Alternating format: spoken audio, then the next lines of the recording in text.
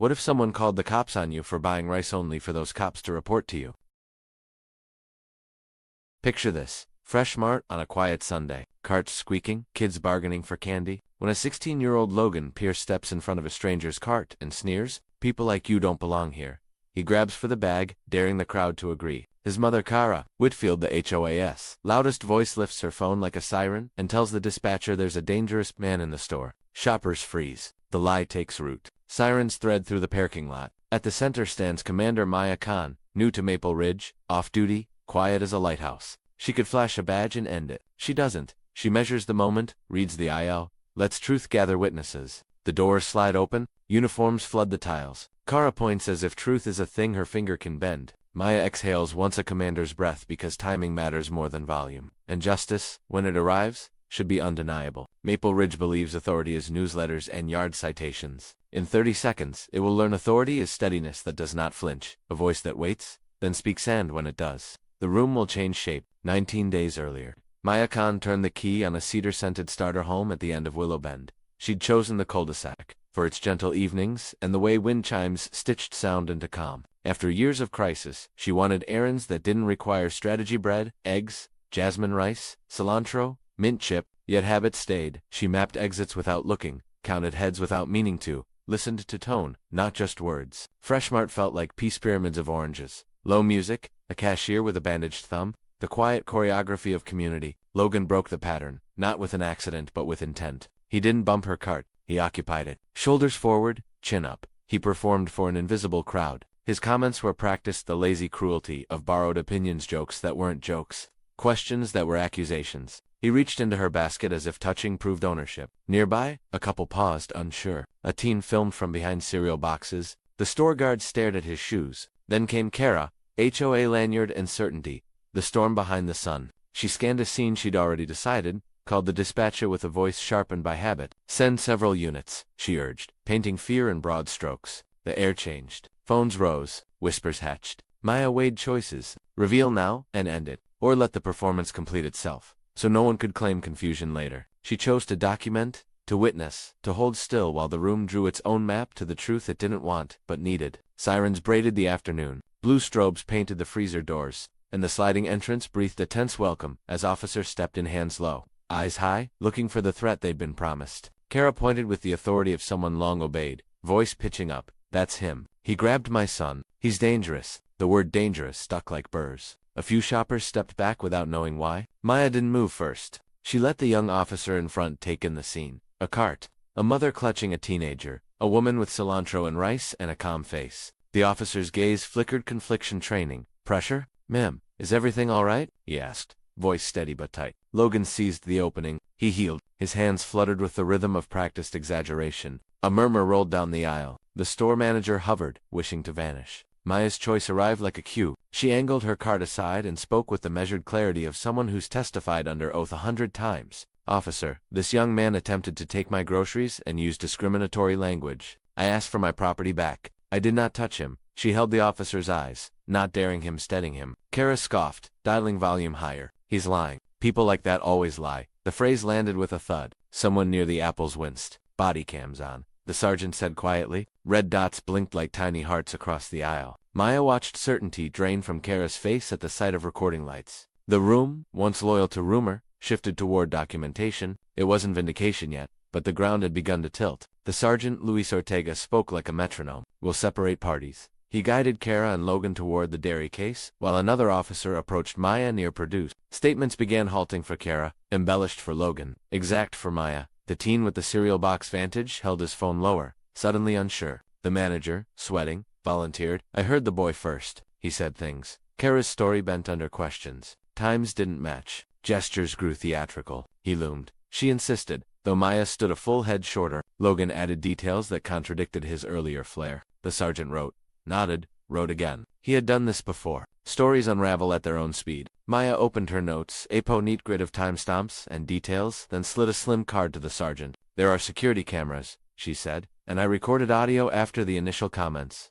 Calm, no flourish. Kara's chin shot up. "You can't record me without permission. In a public space, with no expectation of privacy," the sergeant replied evenly. "We'll sort it." His tone wasn't unkind, just unmovable. A hush fell when Maya finally reached into her tote. No badge, just a wallet. She didn't flash it. She let the sergeant see first. His eyes widened, and the posture shift rippled backward through the line like a quiet wave. He stepped aside, respectful without spectacle. "Commander?" he murmured. Shock jumped from face to face. The word wasn't shouted. It didn't need to be. Kara blinked, confusion stuttering her breath. "Commander of what?" she demanded, already fearing the answer. "Of them," the manager whispered, half awed, half relieved, eyes flicking to the officers who had just realized their boss had been standing in the produce aisle the whole time. Silence arrived the way apologies refuse, too slow, reluctant, then total. Kara tried to fill it. "This is intimidation," she said, but the sentence didn't stick. Maya didn't gloat. She nodded once to Ortega. "Please continue your process," she said, the words wearing rank without wielding it. Cameras blinked. Pens scratched. The truth had a spine now. Maya turned to Logan, ever towering, always level. "Why did you take my groceries?" she asked, voice clean as glass. The boy's bravado flickered. He stared at the tile, at his shoes, at a life not yet heavy enough to carry this kind of mistake. "I dunno," he muttered, but they both knew he did. Kara lunged to cover. "He's just a kid. If you people—" The sentence broke on a warning glance from Ortega. "Ma'am." A woman from the bakery cleared her throat, courage rising on a tide of relief. "I heard him," she said. "He was unkind." She didn't touch him. Others found their voices small affirmations, nods. A cashier's quiet yes. Community, finally remembering itself. Maya thanked him with a look and turned back to Ortega. "I'm not pressing charges for the grab," she said, "but the false report and the harassment, those are yours to evaluate." It wasn't mercy stacked against accountability. It was a measured line between foolishness and harm. Kara's certainty cracked. "You can't do this to me," she whispered, as if the world had always let her direct it. "I'm on the HOA board." "Then you understand rules," Maya answered gently. "You also understand consequences." Outside, sirens faded to a wash of sound. Inside, a boy studied the floor, a mother studied the cost, and a community studied the mirror it had become. Word traveled faster than carts roll downhill. By sunset, Willow Bend hummed with competing versions. Some insisting Kara had been misunderstood, others recounting Logan's words with pinched faces. Maya watered her herbs and let the porch light claim the evening. A neighbor, Lena Brooks, arms flowered dusted, crossed the lawn with a plate of still warm cookies and an apology for the world. "I saw enough," Elena said. "If you need me, I'll speak."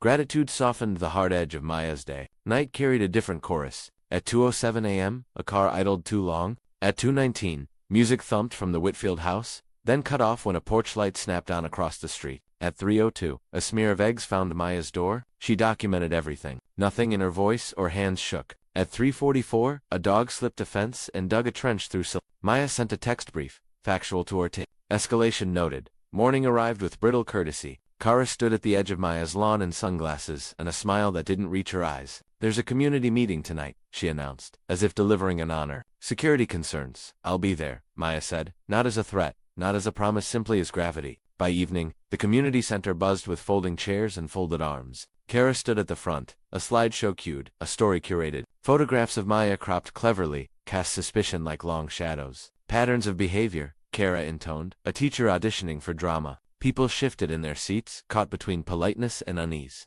And then the doors opened, and a handful of officers took quiet seats in the back. No announcement, only presence. The slideshow continued. The room waited. The air, again, prepared to change. Kara's voice rose and fell with the rhythm of practiced outrage. "Our property values, our peace, our children's safety," she said, tapping each phrase like a drum. She referenced a stranger's aggression, included screenshots without timestamps, and beckoned Logan to nod at scripted moments. A few heads bobbed in automatic agreement. More hovered in doubt. From the second row, Elena lifted a hand. "May I?" she asked. Kara hesitated. Briefly, Elena's voice didn't waver. "What I saw at Freshmart was a boy being disrespectful and a woman remaining calm. I heard the words. They weren't kind." Murmurs rippled recognition, relief, discomfort at the reflection. Kara's smile tightened. "Emotions can distort, so can fear," said another neighbor softly. Maya rose, not to the podium, not to command, just to stand where everyone could see her face. "I didn't come here to fight," she began. "I came to live here. No badge, no title, only the steady cadence of truth."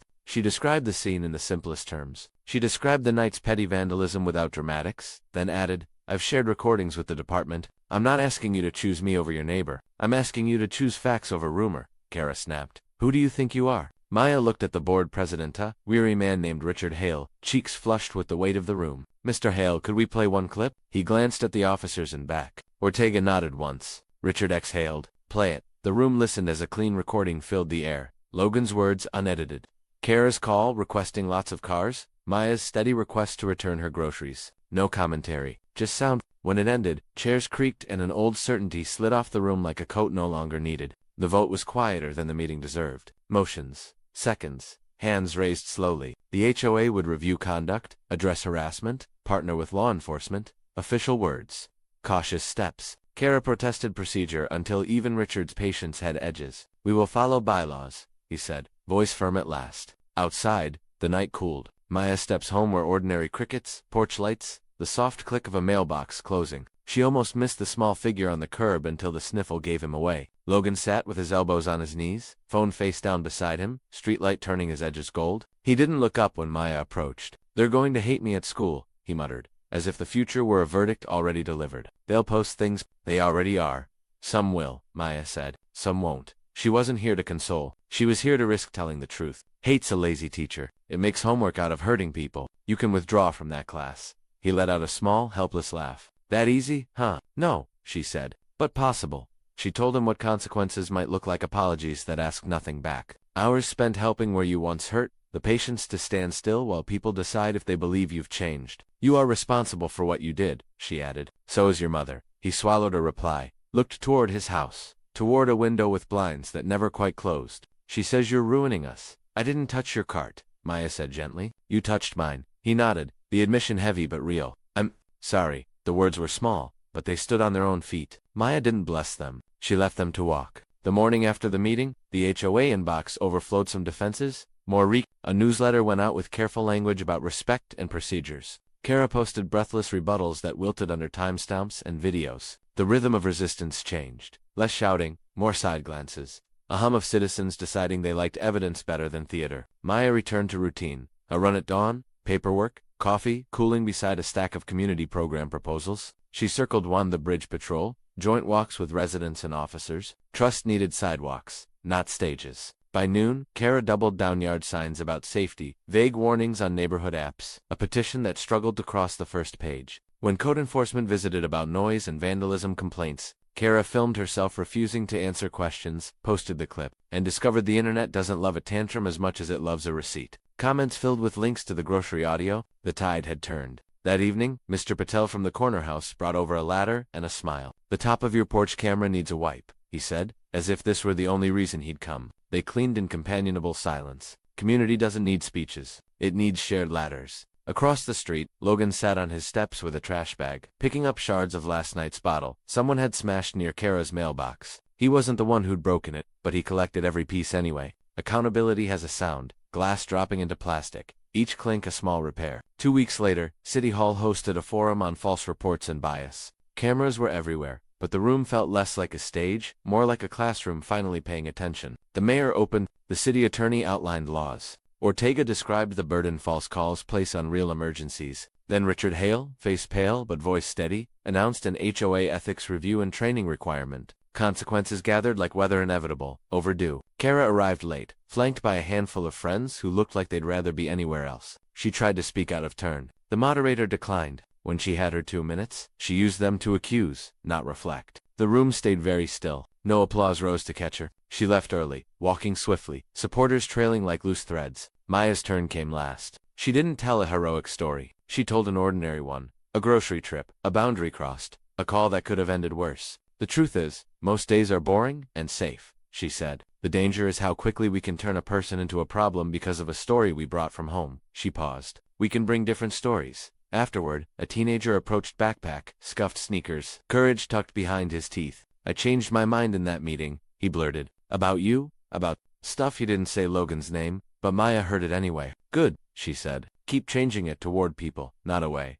Outside, the sky held the blue of second chances. In the distance, church bells counted the hour. Nearby, a mother took her child's hand with unusual gentleness. The city felt, for a moment, like a place steering itself better. Accountability landed without spectacle. Community service for Logan, fines and mandated training for Kara. HOA censure that trimmed her influence to size. None of it undid words already said, but it planted replacements. Apology, repair, quiet. Logan asked to volunteer at the food pantry on Saturdays. Maya connected him with Mrs. Rivera, who ran it like a symphony. Everyone useful, no one extra. On his first day, Logan stocked rice on a shelf and paused. palm resting on a bag that looked like the one he'd grabbed weeks ago. He kept moving. Progress is rarely dramatic. It's 100 small choices you refuse to reverse. Neighbors learned each other again. Alina swapped recipes on the sidewalk. Mr. Patel hosted a fix-it, day hinges, lamps, a wobbly chair that Maya had been meaning to address. Even Richard Hale came by with a lawn edger and a note of thanks for calm in a storm. Kara kept posting, but the audience had shrunk to a circle that fit in a single screenshot. Some people prefer a mirror that only praises.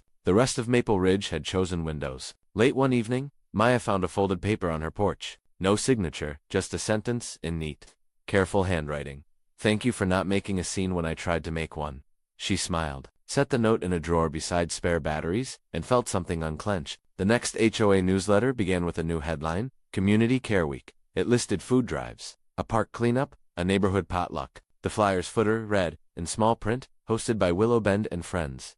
Community, revised. The grocery aisle returned to its self-cart wheels, citrus shine, the hum of unremarkable days. Maya stood there again one Sunday, comparing pasta, when she overheard a father whisper to his son, "We treat people kindly here." The boy nodded as if receiving a tradition. Outside, Logan waited by the carts, volunteering to help a woman lift a heavy bag into her trunk. She thanked him. He said, "You're welcome," like a person who had practiced it until it felt true. Across the lot, Kara passed by, sunglasses on, pace brisk. She didn't stop. Some stories end not with applause, but with a quiet absence where a spotlight used to be. Maya's phone buzzed a message from Holatesteries, the community channel that had started highlighting good neighbor moments after the forum. "Commander, any advice for our next feature?" She typed back. "Tell small truths well. They're the ones that change streets." Walking home, she traced the path of the last few weeks, an insult becoming a ripple, a lie becoming a siren, a breath becoming a line no one could cross. She thought of all the ways it could have gone wrong and all the people who had chosen, finally, to make it right. Justice had not arrived as thundered. It had arrived as receipts, as steady voices, as neighbors showing up with ladders, and cookies, and time. On her porch, the wind chimes found a gentle chord. Somewhere, a dog barked and then settled. Maya turned her key, stepped into her small house, and let the door close on a quiet that had been earned not by winning, but by staying.